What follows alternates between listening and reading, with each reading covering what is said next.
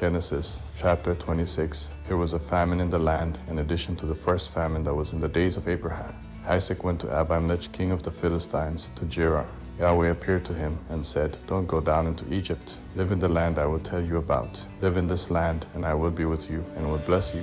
For I will give to you and to your offspring all these lands, and I will establish the oath which I swore to Abraham your father. I will multiply your offspring as the stars of the sky, and will give all these lands to your offspring. In your offspring all the nations of the earth will be blessed, because Abraham obeyed my voice and kept my requirements, my commandments, my statutes, and my laws." Isaac lived in Gerar. The men of the place asked him about his wife. He said, "She is my sister," for he was afraid to say, "my wife," lest, he thought, the men of the place might kill me for Rebekah, because she is beautiful to look at. When he had been there a long time, Abimelech, king of the Philistines, whipped out at a window and saw, and, behold, Isaac was caressing Rebekah, his wife. Abimelech called Isaac and said, "Behold, surely she is your wife. Why did you say, 'She is my sister'?" Isaac said to him, "Because I said, lest I die because of her." Abimelech said, "What is this you have done to us? One of the people might easily have lain with your wife, and you would have brought guilt on us." Abimelech commanded all the people, saying, "He who touches this man or his wife will surely be put to death."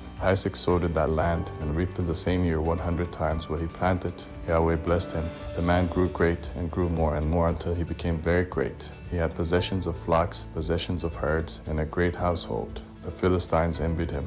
Now all the wells which his father's servants had dug in the days of Abraham his father, the Philistines had stopped and filled with earth. Abimelech said to Isaac, "Go away from us, for you are much mightier than we." Isaac departed from there and camped in the valley of Gerar and lived there. Isaac dug again the wells of water which they had dug in the days of Abraham his father, for the Philistines had stopped them after the death of Abraham. He called their names after the names by which his father had called them. Isaac's servants dug in the valley and found there a well of flowing water. The herdsmen of Gerar argued with Isaac's herdsmen, saying, "The water is ours." So he called the name of the well Esek, because they contended with him. They dug another well, and they argued over that also. So he called its name Sibnah. He left that place and dug another well. They didn't argue over that one. So he called it Rehoboth. He said, "For now Yahweh has made room for us, and we will be fruitful in the land." He went up from there to Beersheba. Yahweh appeared to him the same night and said, "I am the God of Abraham your father.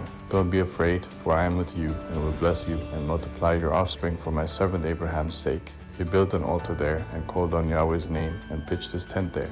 There Isaac's servants dug a well. Then Abimelech went to him from Gerar with Ahuzzath his friend, and Phicol the captain of his army. Isaac said to them, "Why have you come to me, since you hate me, and have sent me away from you?" They said, "We saw plainly that Yahweh was with you." We said, "Let there now be an oath between us, even between us and you, and let's make a covenant with you, that you will do us no harm, as we have not touched you, and as we have done to you nothing but good, and have sent you away in peace. You are now the blessed of Yahweh." He made them a feast, and they ate and drank. He rose up some time in the morning and swore an oath to one another. Isaac sent them away, and they departed from him in peace. The same day Isaac's servants came and told him concerning the well which they had dug, and said to him, "We have found water." He called it Shiva. Therefore the name of the city is Beersheba to this day. When Esau was 40 years old, he took his wife Judith, the daughter of Beeri the Hittite, and Basemath, the daughter of Elon the Hittite. They grieved Isaac's and Rebekah's spirits,